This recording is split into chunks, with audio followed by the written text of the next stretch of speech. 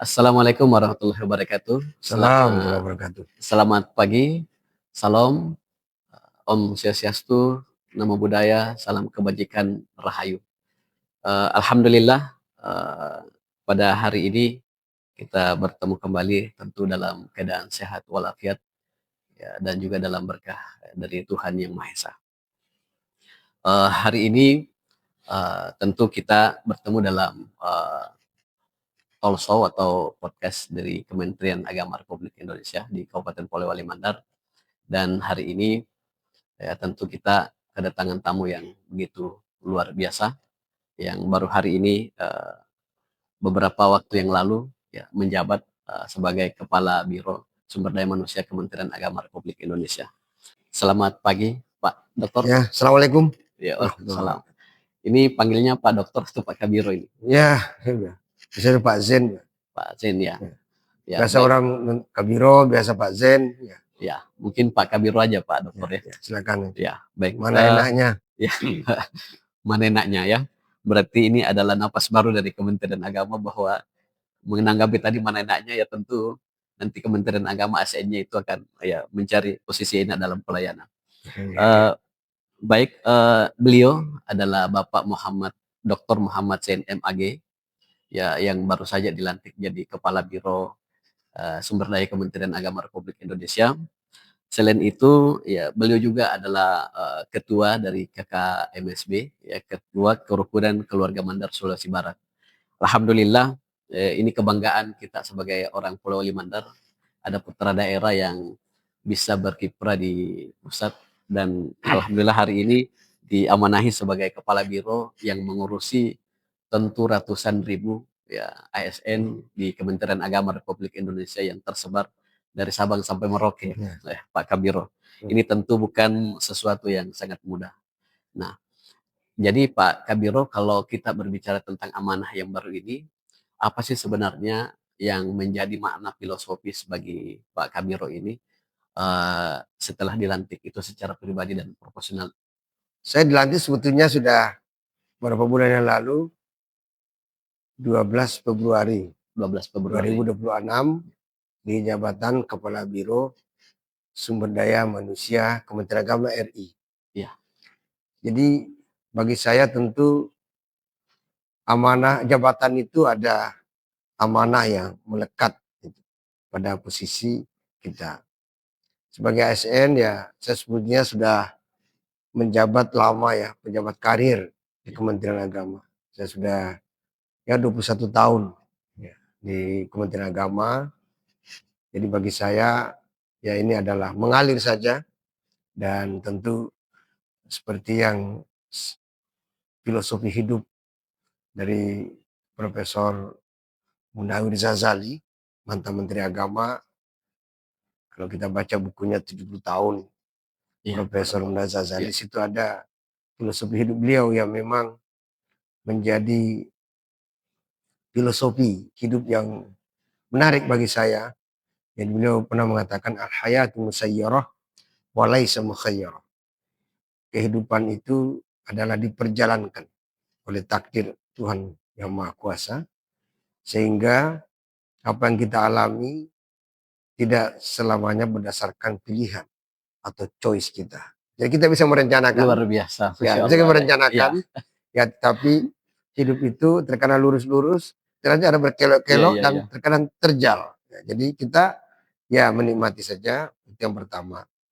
Jadi saya dalam hidup ya bekerja keras, menjaga integritas, ya bekerja keras, melebihi jam kerja orang kebanyakan. Jadi memang dari ASN kita dilatih. Jadi kalau ASN biasa bekerja 7 sampai 8 jam, saya memang dari menjadi CPNS, PNS, saya dari dosen ya. Jadi sudah terbiasa melampaui jam kerja. Jadi ini sudah menjadi habit atau kebiasaan? Ya, sudah menjadi habit. Jadi ini menjadi habit, kebiasaan dan itu sehingga di dalam bekerja karena kita juga menjadi quick learner, pembelajar cepat, banyak kawan, banyak relasi, sehingga pekerjaan yang kita dikasih itu ya mungkin Ya kita ini seperti kunci Inggris lah. Ya, Ya, ya, ya. ya mau dipasang kemana itu pas-pas lah itu. Ya, kemudian tahu saya memang karir saya dari sekian banyak itu sekian lama, jadi memang ada 9 tahun di mana saya mengurus human resource, sumber daya manusia. Ya, Pernah ya. saya menjadi Kasubdit Ketenagaan, jadi Direktorat Pendidikan Tinggi Islam itu 6 tahun ya di situ. Jadi mengurus CPNS dosen, lektor kepala, guru besar ya. Berarti ini bukan sesuatu yang Ya, baru bagi Pak bukan Kabiro baru ya. ya saya. Kemudian pernah juga menjadi direktur guru dan tenaga pendidikan madrasah kurang lebih 3 tahun. Tapi Pak Dokter, kalau umpamanya kita berbicara sebenarnya apa sih makna pribadi yang kita rasakan ini, yang kita ambil dari jabatan yang baru ini yang tadi? Ya ini saya melihat memang human resource development, eh, perkembangan sumber daya ASN kita.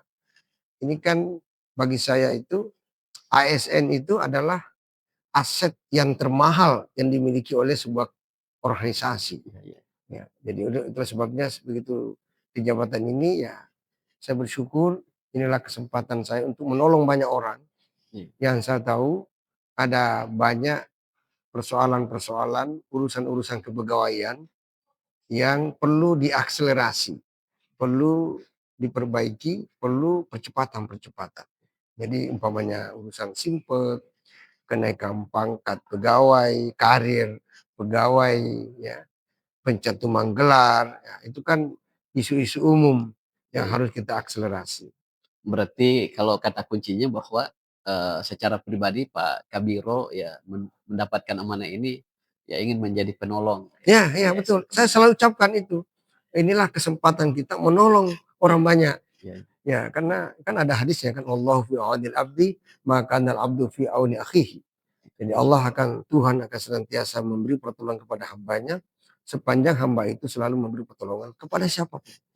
menyambung Jadi juga hadis Rasulullah, ada hadis Rasul. Jadi khairun memang nas anfa'uhum. memang DNA kita ini DNA menolong orang Iya, iya, iya. tanpa pandang bulu. Kalau ada orang susah kita tolong. Ya. Karena kita tolong. Saya bilang inilah mungkin Allah memberi amanah ini agar kita menolong kepada siapapun. Baik, Pak Kabiro. Jadi ini ternyata sudah berlangsung beberapa lama pelantikan. Ya. Sebenarnya sih dalam 100 kerja hari kerja ini, sebenarnya Pak Kabiro ini apa yang diprioritaskan? Ya, begitu pertama saya masuk, memang Pak Menteri eh, memberitahu saya, memberi, beliau kan Pak Kiai yang ulama besar. Ya, Beliau kalau bicara itu kan, eh, nyentuh di hati ya. iya tidak banyak Ya. bicaranya kepada kita. Dia bilang itu benahi simpek. Kemudian beliau juga menyinggung mengenai manajemen talenta. Benahi Simpek, Manajemen manajemen talenta. talenta, kemudian juga beliau mengucapkan, ini hari-hari pertama saya dilantik, mengucapkan eh, urus kenaikan pangkat ASN dan dosen secara khusus dosen. Itu 3 kata itu yang menurut saya, ya saya sebagai pegawai di Kementerian Agama memvalidasi, mengkonfirmasi 3 ucapan beliau itu menjadi eh, bekal saya untuk bekerja.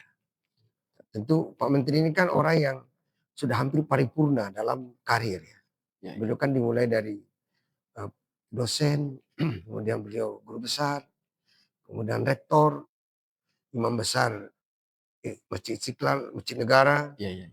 Beliau juga sebagai pernah wakil menteri, pernah dirjen menteri Ya. hari ini. Jadi pasti ketika beliau mengucapkan kata, itu bagi saya penting banget. Ya, sehingga pertama saya lakukan, karena untuk kenaikan pangkat dan sebagainya, kita memiliki pegawai 361.611.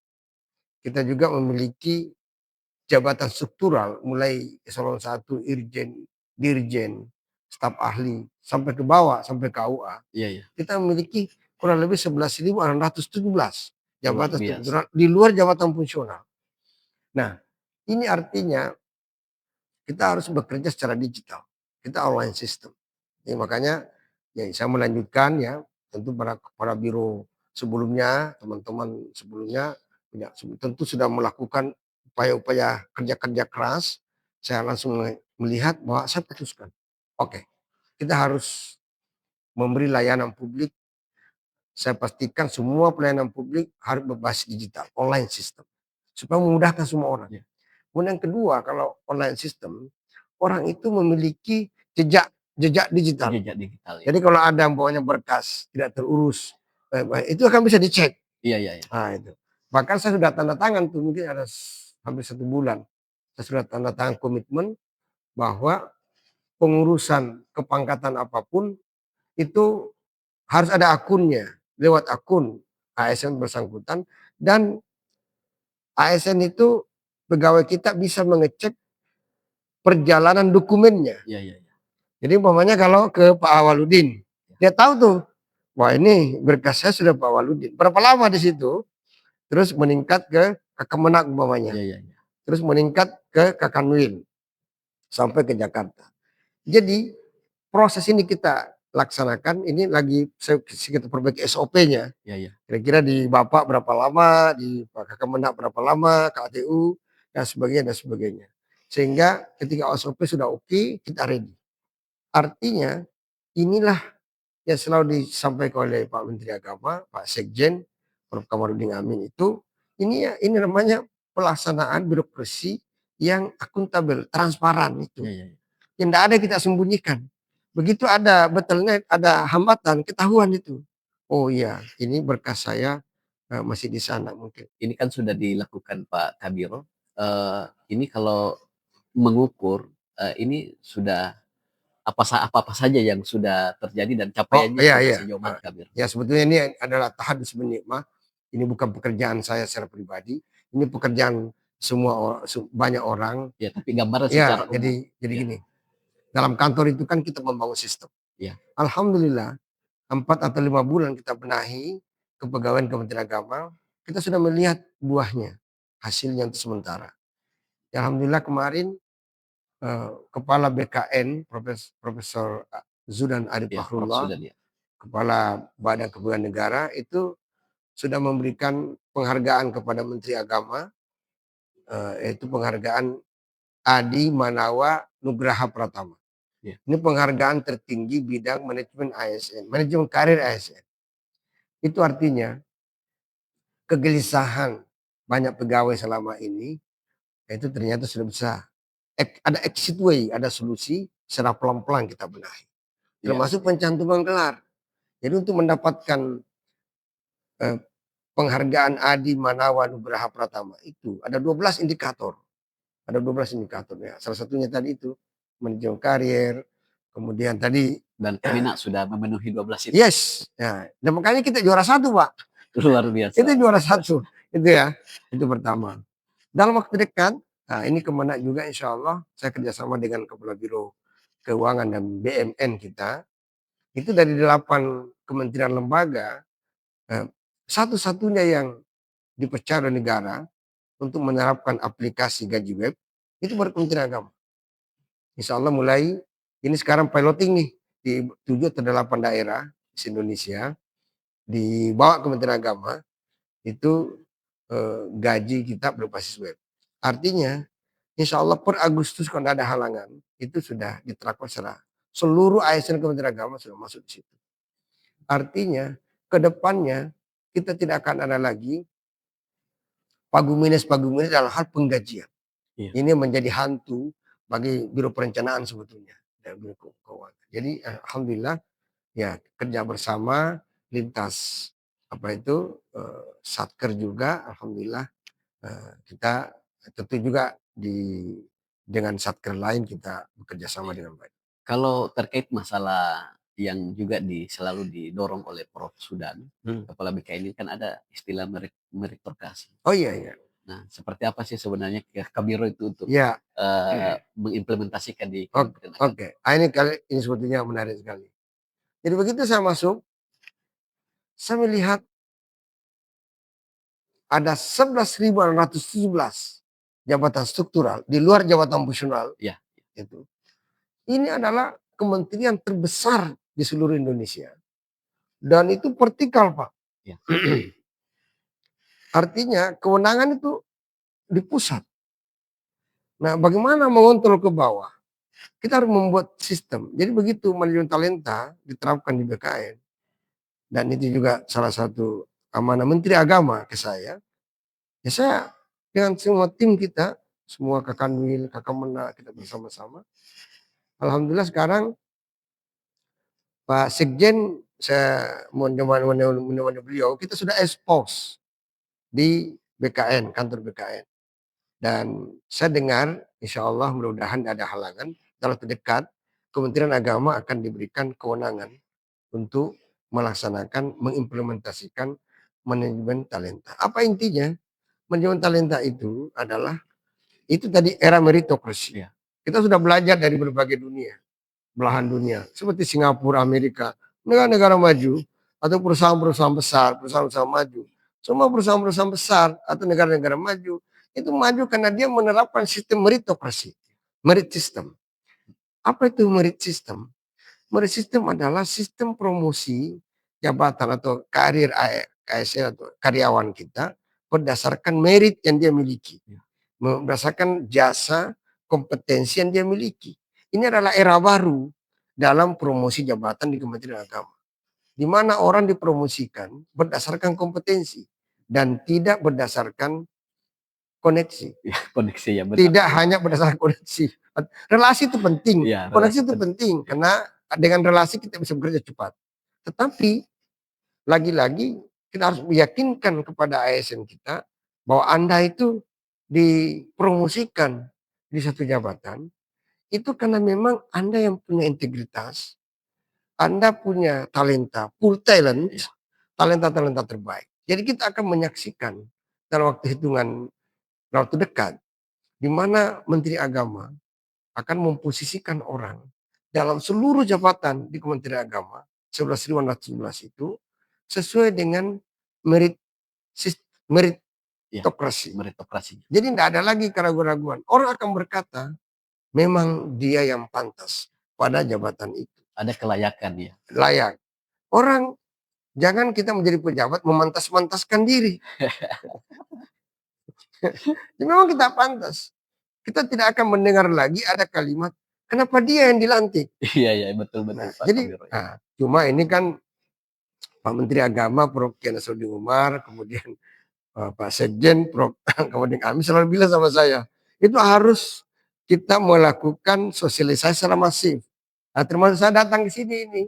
Nah, ini nanti tolong disampaikan semua kawan-kawan kita agar setiap saat itu melihat si ASN-nya, ya, sistem informasi di masing-masing kita, simpelnya kita cek apakah data-data penghargaan, apakah data-data pelatihan, apakah data-data kita, apa kepangkatan kita, gelar kita, itu kita sudah masukkan dokumennya di dalam si ASN kita. Itu tantangannya sekarang. Iya. Saya udah sosialisasi, saya udah Eh, minta para Kakanwil, saya udah minta pada Eselon 3, Kabit-Kabit agar mengisi itu, teman-teman dia lain. baik Pak Kabiro. Nah ini kan tentu dari apa yang dipaparkan tadi Pak Kabiro sangat luar biasa sebenarnya. Ketika itu diterapkan maka tentu di Kementerian Agama itu sudah mendapat nilai yang plus lagi. Tetapi program yang bagus atau niatan yang bagus terkadang memiliki hambatan, memiliki tantangan. Nah ini terutama ya mungkin bisa dikupas juga Pak Dokter, Pak Kabiro, karena ada peralihan dari manual ke digital. Oh iya, Kemudian iya, yang iya. kedua adalah bagaimana kesatuan ASN Kemenak itu sendiri menerima program ini secara luas. Nah, kira-kira Pak Kabiro, ini sebenarnya tantangan yang terbesar yang dihadapi di posisi Ya. ini sebenarnya apa? Iya, tantangan kita data.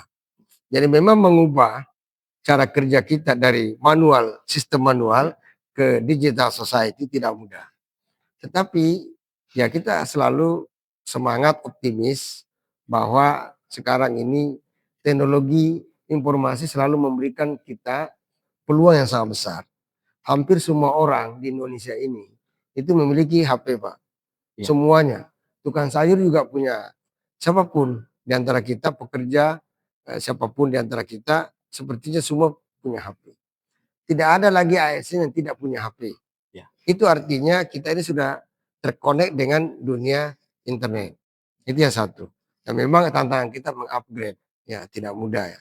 Saya pengalaman waktu saya direktur haji, direktur pelayanan haji dalam negeri, saya salah satu tugas utama saya itu adalah penerbitan visa dan kartu nusuk.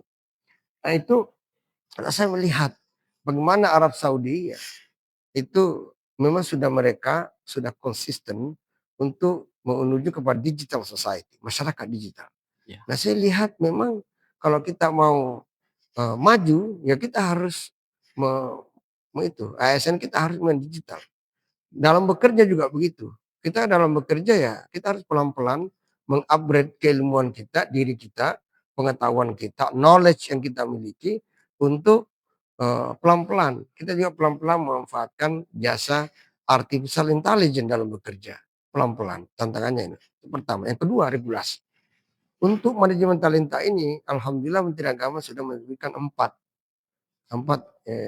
itu. Sudah ada KMA 187 17 ya. Ya. Itu mengenai manajemen talenta, ini sudah diverifikasi oleh BKN. Kita sudah membentuk komite talenta Kementerian Agama. Kita Pak Sekjen atas nama Menteri sudah menerbitkan sekretariat manajemen talenta. Pak Menteri sudah menerbitkan komitmen secara tertulis. Jadi memang tantangannya juga regulasi Pak. Kita buat regulasi. Nanti ke depan ini masih ada 1-2 regulasi yang kita mau selesaikan.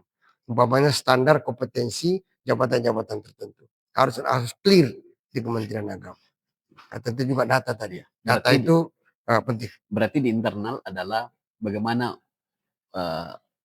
beralih dari manual ke digital. Iya. Di internal. Kalau eksternal sendiri adalah regulasi yang Yes. harus mungkin dicocok. Ya regulasi itu penting. Dulu waktu saya awal-awal menjadi eselon 2, saya dinasihati oleh seorang profesor manajemen.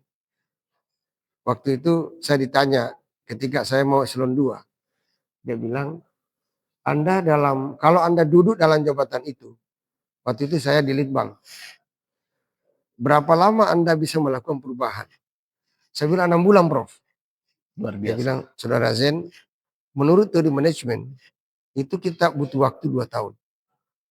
Anda jangan terlalu bersemangat bahwa di sebuah negara berkembang di dunia ini, itu tembok-tembok regulasi itu tebal. Nanti kalau Anda terlalu semangat, Anda bisa menabrak tembok. Saya bilang tidak Prof. Saya bisa bekerja cepat karena saya punya pengalaman birokrasi yang panjang. Yang kedua, saya punya relasi banyak, kawan saya banyak. Jadi dengan bekerja, saya mengalami cycle of excellence. Saya mengalami dikelilingi oleh orang-orang baik, orang-orang berkualitas, orang punya talenta. Dari situlah saya punya keyakinan untuk bisa bekerja cepat. Nah, baru profesor itu tertawa.